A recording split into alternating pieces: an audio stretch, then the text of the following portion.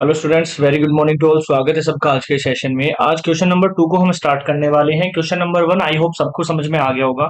ध्यान से हर एक सवाल को समझना है, क्या हमें दिया गया है, क्या हमें निकालना है, ये सारी चीजें हम अच्छे से देखने वाले हैं। इस सवाल में भी हमें डोमेन और रेंज बताना है। डोमेन मैंने आपको बहुत अच्छे समझाया है। किसी भी फंक्शन का डोमेन क्या होता है? एक्स का वो मान, ठीक है। एक्स की अगर हम कोई भी, अब जैसे ये एक्स का फंक्शन है, एक्स का हम कोई भी वैल्यू रखेंगे जिससे कि हमारा कोई ना कोई आंसर जरूर आने वाला है। तो एक्स की ऐसी वैल्यू जिसको पुट करने से एफ एक्स का फंक्शन का एक डेफिनेट आंसर आना चाहिए, वो सारे डोमेन होते हैं। और जो आपके पास आंसर आते जाएंगे वो हमारी रेंज होती है। तो अब देखो ये क्या बोल रहा है, फाइंड रियल फंक्शन है, सारी रियल वैल्यू रख सकते हैं। जैसे एक्स बराबर में 1 रखता हूं तो ये एफ एक्स मेरे पास क्या आएगा भाई, माइनस का और 1, यानी कि 1 मोड में 1 है तो प्लस ही रहेगा, और माइनस बाहर यानी -1 आएगा। अब मैं एक्स बराबर -1 रखता हूं, यानी कि एफ -1 का मान देख लेते हैं, माइनस और मोड में -1। तो मोड का तो प्लस होता है, बाहर माइनस रहेगा, ये भी -1 आ गया। ऐसे आप कोई भी वैल्यू रखोगे तो सारी वैल्यू मोड में पॉजिटिव आएंगी, चाहे नेगेटिव रखो चाहे पॉजिटिव रखो, बट बाहर रिजल्ट जो है ना वो हमेशा नेगेटिव आएगा। तो इसका डोमेन तो सीधा सा बात हो गया। डोमेन क्या होता है? जो एक्स की वैल्यू हम यूज कर सकते हैं, तो एक्स का हम कोई भी वैल्यू यूज कर सकते हैं। तो ऑल रियल नंबर्स इसका क्या हो गया, डोमेन हो गया। और इसकी जो रेंज होगी ना, रेंज इसकी क्या होगी, माइनस इनफाइनाइट से जीरो, क्योंकि जीरो आंसर कभी नहीं आएगा, सारे माइनस में आंसर आएंगे। तो यही सिंपल सा सवाल था, बहुत अच्छा सवाल था। जो एक्स की वैल्यू हम यूज कर सकते हैं वही डोमेन होता है, जो आंसर आते हैं वो रेंज होती है हमारी।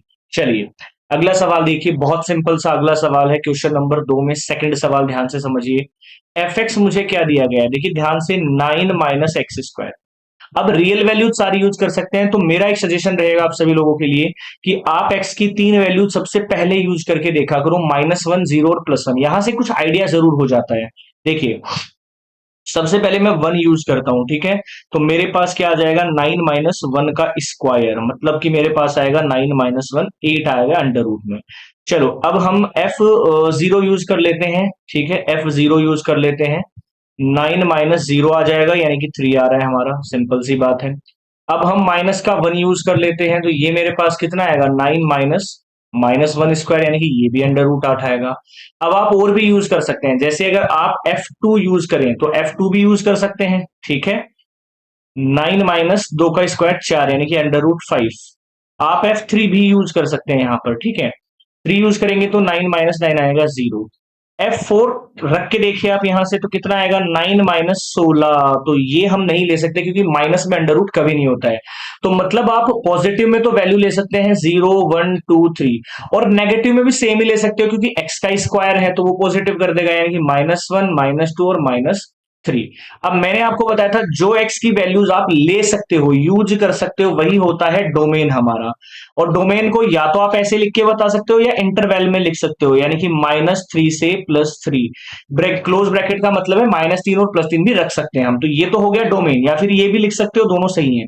और इसकी जो रेंज होगी, इसकी रेंज में देखो 3 ही आंसर आएंगे। एक तो 0 आएगा, ठीक है, एक हमारा 3 आएगा, एक अंडर रूट 5 आएगा और एक अंडर रूट 8 आएगा। यही 4 आंसर हर बार रिपीट होंगे। तो ये हमारी रेंज हो गई, ये हमारा डोमेन हो गया। बड़े सिंपल सिंपल सवाल है डोमेन और रेंज निकालने के।